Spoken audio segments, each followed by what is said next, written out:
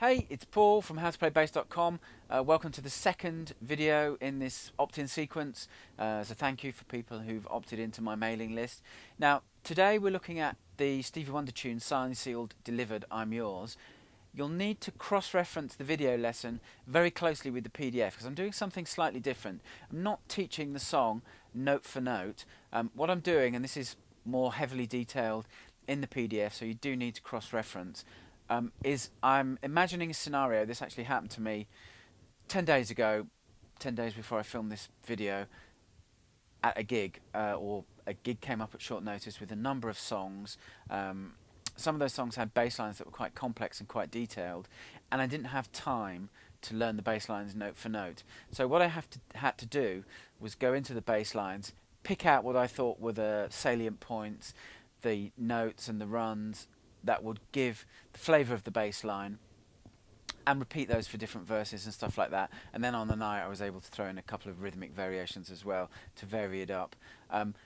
This lesson is about doing that with the signed, sealed, delivered bass line. Now in the PDF you'll get there's a transcription of the original bass line with all the little subtleties. There's a couple of great fills that Bob Babbitt, who was the original bass player, put in. So you'll be able to download the Stevie Wonder version if you don't already have it, from Amazon or iTunes or somewhere like that. Have a listen to that while following along with the transcription. It's well broken down as well. There's a lettering system in the notation or above the notation, so you can see where different verses start. It's also written out what time those verses occur at, so if you want to just go and look at one particular piece of the tune, you can fast forward or rewind to get to it. So yes, so you can have a close listen to the original, following along with the transcription, and then I detail the process that I used to extract the salient points of the bass line, and create a bass line for Signed, Sealed, Delivered, which only requires me to learn 4 different sections. And although 4 sections might sound quite tricky, 2 of the sections are only 2 bars long, and one of those 2-bar sections crops up regularly in other parts of the tune. So it takes what's quite a complex transcription and simplifies it down into a bass line that's probably got 85–90% of the original, but the way it does it is so that if you played that in a live context, whether that's a rehearsal or at an actual gig, your bandmates wouldn't come up afterwards and say, hey, you need to do some more work on that tune, you didn't quite get that. I guarantee you, if you adopted this system to tunes that you have to learn like this, your bandmates will be delighted. So it's a good primer on how to do this in the real world, because there will be from time to time you'll get asked. In fact, one of my students emailed me a couple of days ago because this exact same thing has happened to him. He's been asked to audition with some guys. They wanted 2 or 3 songs that he didn't know, and so I partly prepared this lesson this way so he could refer to it as well. But I thought once I'd done that, it was just going to be part of our mentoring process. But then I thought actually this would be really useful information for everybody, because when it does happen, it will give you, and again detailed in the PDF, you get a step-by-step process of how you can take a transcription and pick out the parts that you need and create what I call a working bass line, which is a bass line to be used in band scenarios in the real world, that is really authentic, but yet doesn't require you to learn, you know, I think the transcription runs to 3 pages. If you learn that note for note, there are ways you can do it. What it takes though is time, and sometimes you don't have the time to learn something that thoroughly, in which case you've got to take shortcuts, and this shows you a good shortcut to do that. Anyway, I've talked for long enough.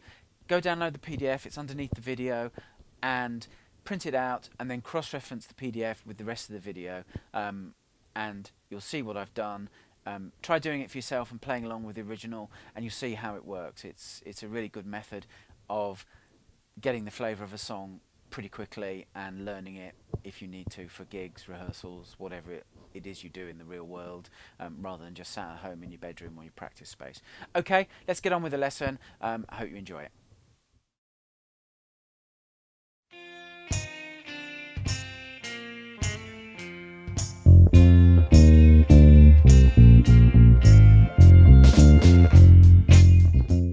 So let's look at that very first 2-bar pattern, the intro pattern. I'll play it very slowly with the metronome and we'll talk through the notes. 1, 2, 3, 4.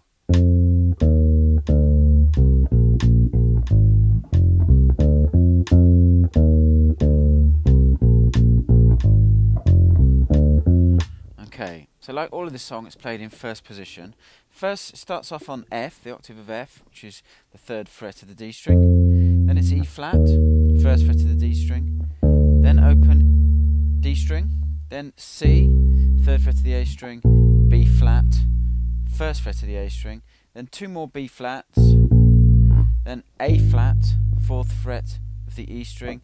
Then the low F, 1st fret of the E string. Back to C, 3rd fret of the A string, open D, back to F. F at the 3rd fret is the octave F, the 3rd fret of the D string. So that pattern again.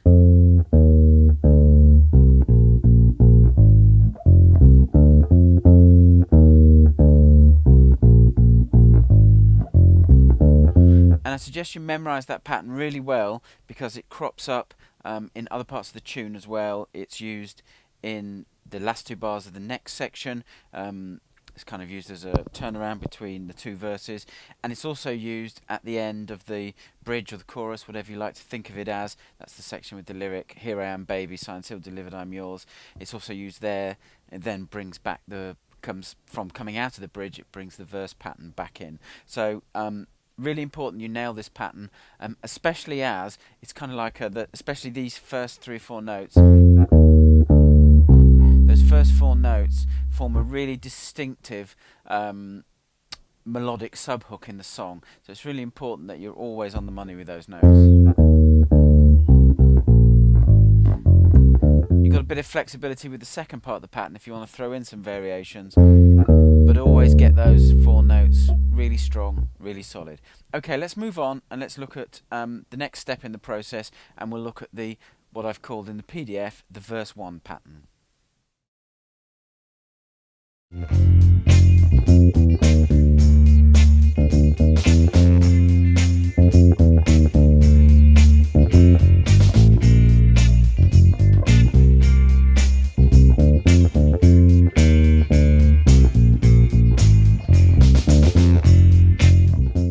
Okay, the verse 1 pattern is an 8-bar pattern.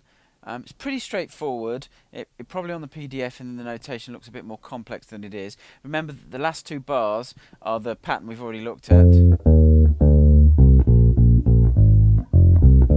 So you already know 2 bars of this pattern. Let's play through the entire 8 bars with the metronome and we'll talk through the notes. 3, 4.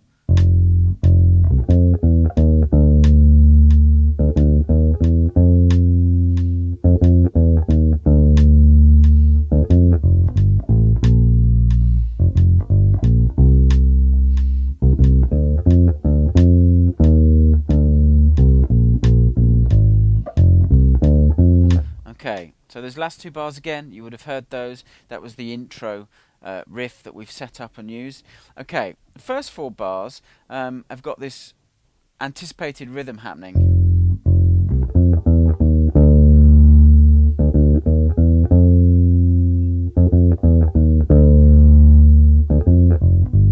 And that might look a little complex on the PDF depending on the level that you're at, but it's pretty straightforward if you listen closely to the play-along sections that I do for each of these different steps. Listen to the original as well. There's also at the end of the video, as I've already said, there's a slowed down version of each section, so you can have a really good close look and listen. So note-wise, it starts off on the low F, which is 1st fret of the E string, plays that twice. Then it's C, 3rd fret of the A string. Then we've got this chromatic run on the D string. It starts off on the high F, which is fret 3 of the D string, down to E natural, fret 2 of the D string, E flat, fret 1 of the D string, and then it's held on D, the open D string. And then you climb back up to the F, so you've got another couple of hits on the open D. And you've got the notes in between F, which is E flat, E, back up to F. Then you go back down to the D, doing that same chromatic climb down.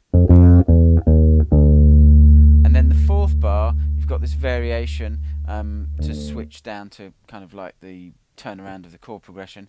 You've got another hit on the open D string, then F, the high F, 3rd fret of the D string, down to the low F, an octave below, 1st fret of the E string, then G, 3rd fret of the E string. You could fret that with your 4th finger or your 3rd finger depending on your positioning, and then the open A. So that's the first 4 bars. I'll play them really slowly.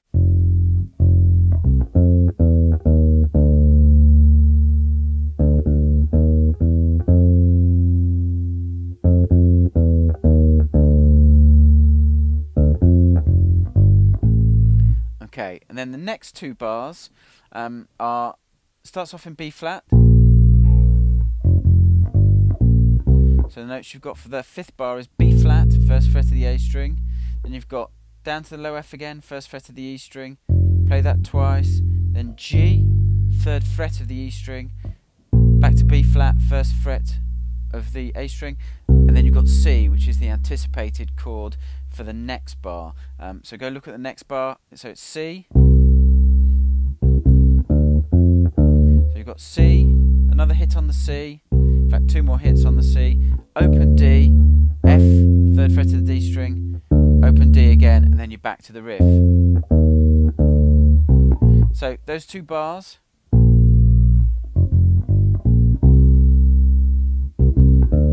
Then back to the riff. Now, I suggest you learn that 6-bar pattern really well, because those 6 bars of the verse 1 pattern, what I've called the verse 1 pattern in the PDF, are identical in the verse 2 pattern, which we'll go and look at in a second. So it's really important that you get those. This syncopated kind of